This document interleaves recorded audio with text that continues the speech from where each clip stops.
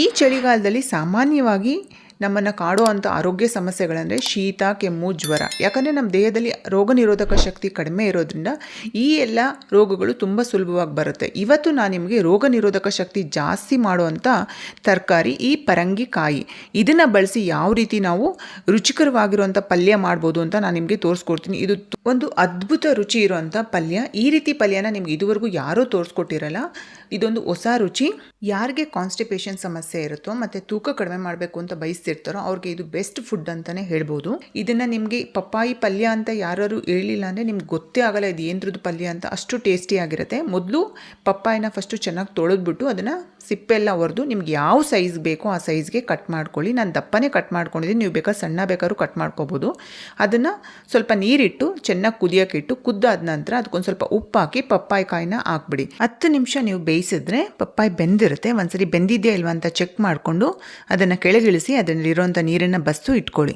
ಈಗ ಮತ್ತೆ ಸ್ಟವ್ ಹಚ್ಚಿ ಒಂದು ಪ್ಯಾನ್ ಇಟ್ಟು ಒಂದು ಅರ್ಧ ಬೌಲಷ್ಟು ಕಡಲೆಕಾಯಿ ಬೀಜನ ಹಾಕಿ ಹುರ್ಕೋಬೇಕು. ಈ ಕಡಲೆಕಾಯಿ ಬೀಜ ಸ್ವಲ್ಪ ಕೆಂಪಾಗ್ತಿದ್ದಂಗೆ ಮೆಣಸಿನ್ಕಾಯಿ ಹಾಕಿದ್ದೀನಿ. ಇಲ್ಲೊಂದು 10 ಮೆಣಸಿನ್ಕಾಯಿ ಹಾಕಿದ್ದೀನಿ ಖಾರದ್ದು. ಈಗ ಒಂದು 4 ಸ್ಪೂನಷ್ಟು ಜೀರಿಗೆನ ಹಾಕ್ಕೊಂಡು ಅದನ್ನು ಹುರ್ಕೊಳ್ತಿದ್ದೀನಿ. ಈ ಎಲ್ಲ ಇಂಗ್ರೀಡಿಯೆಂಟ್ಸ್ ಹಾಕೋದ್ರಿಂದ ನಿಮಗೆ ಪಲ್ಯ ಒಳ್ಳೆ ಟೇಸ್ಟನ್ನು ಕೊಡುತ್ತೆ. ಈ ರೀತಿ ನಾವು ಪೌಡ್ರು ಮಾಡಿಟ್ಕೊಂಡ್ರೆ ನಾವು ಯಾವಾಗ ಬೇಕಾದರೂ ಪಲ್ಯ ಸುಲಭವಾಗಿ ಮಾಡ್ಕೋಬೋದು. ಒಂದು ಅರ್ಧ ಬೌಲಷ್ಟು ಎಳ್ಳನ್ನು ಹಾಕೋತಿದ್ದೀನಿ. ಎಳ್ಳನ್ನು ಅಷ್ಟೇ ಚೆನ್ನಾಗಿ ಹುರ್ಕೋಬೇಕು. ನಾವು ಇದೇ ಪೌಡ್ರನ್ನ ಬಳಸ್ಕೊಂಡು ಬದನೆಕಾಯಿ ಪಲ್ಯ ಮಾಡ್ಬೋದು, ಸೀಮೆ ಬದನೆಕಾಯಿ ಪಲ್ಯ ಮಾಡ್ಬೋದು. ನೀವು ಏನೇ ಪಲ್ಯ ಮಾಡಿದ್ರೂ ಕೂಡ ಈ ಪೌಡ್ರನ್ನ ಹಾಕೋದ್ರಿಂದ ಒಳ್ಳೆ ಟೇಸ್ಟ್ ಬರುತ್ತೆ.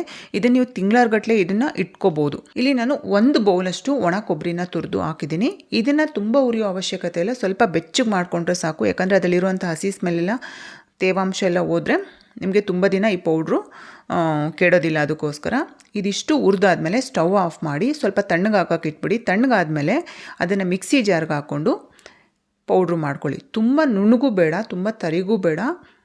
ಈಗ ಚಟ್ನಿ ಪುಡಿ ಎಲ್ಲ ಮಾಡ್ಕೋತೀರಾ ಅದಕ್ಕೆ ಮಾಡ್ಕೊಳ್ಳಿ. ನೋಡಿ ಈ ರೀತಿ ಇದ್ದರೆ ಸಾಕು.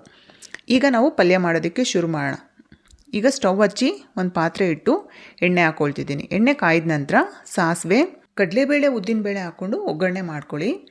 ಇಲ್ಲಿ ನಾನು ಬೆಳ್ಳುಳ್ಳಿನ ಸಣ್ಣದಾಗಿ ಹಚ್ಬಿಟ್ಟು ಹಾಕಿದ್ದೀನಿ. ಇಲ್ಲಿ ನಾನು ಬೆಳ್ಳುಳ್ಳಿನ ಬಳಸಿರೋದ್ರಿಂದ ಪಲ್ಯಕ್ಕೆ ಒಳ್ಳೆ ಪರಿಮಳ ಸಿಗುತ್ತೆ ಮತ್ತು ಟೇಸ್ಟ್ನು ಕೂಡ ಜಾಸ್ತಿ ಮಾಡುತ್ತೆ. ಯಾರು ಬೆಳ್ಳುಳ್ಳಿ ತಿನ್ನಲ್ಲ ಅವರು ಈ ಬೆಳ್ಳುಳ್ಳಿನ ಸ್ಕಿಪ್ ಮಾಡಿ. ಪಪ್ಪಾಯಿಯಲ್ಲಿ ವಿಟಮಿನ್ ಎ, ಬಿ, ಸಿ ಮತ್ತು ಇ ಅಂಶ ಅಧಿಕ ಪ್ರಮಾಣದಲ್ಲಿ ಇರೋದ್ರಿಂದ ನಿಮ್ಮ ಕಣ್ಣಿನ ದೃಷ್ಟಿನ ಉತ್ತಮಗೊಳಿಸುತ್ತೆ ಮತ್ತು ನಿಮ್ಮ ಚರ್ಮದ ಕಾಂತಿನ ಕೂಡ ಇದು ಜಾಸ್ತಿ ಮಾಡುತ್ತೆ. ಅಷ್ಟೇ ಅಲ್ಲ, ಇದರಲ್ಲಿ ಫೈಬರ್ ಅಂಶ ಕೂಡ ಇರೋದ್ರಿಂದ ನಿಮ್ಮ ಜೀರ್ಣಕ್ರಿಯೆಯನ್ನು ಕೂಡ ಹೆಚ್ಚು ಮಾಡುತ್ತೆ ಮತ್ತು ನಮ್ಮ ದೇಹದಲ್ಲಿರುವಂಥ ಕಲ್ಮಶನ ಹೊರ ಹಾಕೋದಕ್ಕೆ ಸಹಾಯ ಮಾಡುತ್ತೆ. ಇದಕ್ಕೆ 4ರಿಂದ 5 ಹಸಿಮೆಣಸಿಕಾಯಿನ ಹಚ್ಬಿಟ್ಟು ಹಾಕಿದ್ದೀನಿ. ಸ್ವಲ್ಪ ಕರಿಬೇವಿನ ಸೊಪ್ಪು ಹಾಕಿ ಕೂಡ ಇದನ್ನು ಫ್ರೈ ಮಾಡ್ಕೊಳ್ತಿದ್ದೀನಿ. ಇಲ್ಲಿ ನಾನು 2 ಈರುಳ್ಳಿನ ಬಳಸಿದ್ದೀನಿ. ಆ 2 ಈರುಳ್ಳಿನ ದಪ್ಪ ಕಟ್ ಮಾಡ್ಕೊಂಡಿದ್ದೀನಿ. ಇಲ್ಲಿ ಈರುಳ್ಳಿ ನಿಮಗೆ ಪಲ್ಯದ ಜೊತೆ ಅದು ಕ್ರಿಸ್ಪಿಯಾಗಿ ಸಿಗಬೇಕು. ಹಾಗಾಗಿ ಇದನ್ನು ನೀವು ದಪ್ಪ ಕಟ್ ಮಾಡಿಕೊಂಡೇ ಹಾಕಬೇಕಾಗುತ್ತೆ. ಶೇಪ್ ಯಾವ ಶೇಪಲ್ಲಿ ಬೇಕಾದ್ರೂ ನೀವು ಕಟ್ ಮಾಡ್ಕೋಬೋದು. ಈರುಳ್ಳಿನ ತುಂಬ ಫ್ರೈ ಮಾಡೋಕ್ಕೆ ಹೋಗಬಾರ್ದು. ಈಗ ನಾನು ರುಚಿಗೆ ತಕ್ಕಷ್ಟು ಉಪ್ಪು ಮತ್ತು ಅರಿಶಿನ ಹಾಕ್ಕೊಂಡು ಒಂದ್ಸರಿ ತಿರುಗಿಸ್ಕೊಳ್ತಿದ್ದೀನಿ. ಯಾವಾಗ ಈರುಳ್ಳಿನಲ್ಲಿ ನೀರಿನಂಶ ಬಿಡೋದಕ್ಕೆ ಶುರು ಅನಿಸುತ್ತೋ ಆವಾಗಲೇ ಬೆಂದಿರೋ ಅಂಥ ಪಪ್ಪಾಯಿ ಕಾಯಿನ ಹಾಕಿ ಮಿಕ್ಸ್ ಮಾಡ್ಕೋಬೇಕು. ಈ ಪಪ್ಪಾಯಿ ತಿನ್ನೋದ್ರಿಂದ ಆರೋಗ್ಯಕ್ಕೆ ತುಂಬಾ ಪ್ರಯೋಜನಗಳಿದೆ. ಆದರೆ ಪ್ರೆಗ್ನೆಂಟ್ ಲೇಡೀಸ್ ಮಾತ್ರ ಇದನ್ನು ತಿನ್ನಬಾರ್ದು. ಈ ಪಪ್ಪಾಯಿ ಕಾಯಿನ ತಿನ್ನೋದ್ರಿಂದ ಶುಗರ್ ಲೆವೆಲ್ಲು ಕಂಟ್ರೋಲಲ್ಲಿರುತ್ತೆ ಮತ್ತು ಹಾರ್ಟ್ ಪ್ರಾಬ್ಲಮ್ ಬರ್ತಿದ್ದಂಗೆ ತಡೆಯುತ್ತೆ. ಜೊತೆಗೆ ಕ್ಯಾನ್ಸರ್ ಅಂತ ಕಣಗಳನ್ನ ದೇಹದಿಂದ ಹೊರ ಹಾಕೋದಕ್ಕೆ ಸಹಾಯ ಮಾಡುತ್ತೆ. ಇಷ್ಟೆಲ್ಲ ಅನುಕೂಲ ಇರುವಂಥ ಪಪ್ಪಾಯಿನ ಈ ರೀತಿ ಮಾಡಿ ನೀವು ಟೇಸ್ಟ್ ಮಾಡಿ. ಇದು ಅನುಕೂಲ ಅಷ್ಟೇ ಅಲ್ಲ, ತಿನ್ನೋದಕ್ಕೂ ಮಾತ್ರ ಅದ್ಭುತವಾದಂಥ ರುಚಿ ಇರುತ್ತೆ. ನೀವು ಈ ರೀತಿ ಪಲ್ಯನ ಮಾಡಿಬಿಟ್ಟು ಚಪಾತಿ ಜೊತೆ ತಿನ್ಬೋದು. ಇಲ್ಲಾಂದರೆ ಅನ್ನ ರಸಂ ಮಾಡ್ಕೊಂಡಿದ್ರೆ ಸೈಡಾಗಿ ಇದನ್ನು ನೆಂಚ್ಕೊಳ್ಳೋಕ್ಕೆ ಇಟ್ಕೋಬೋದು.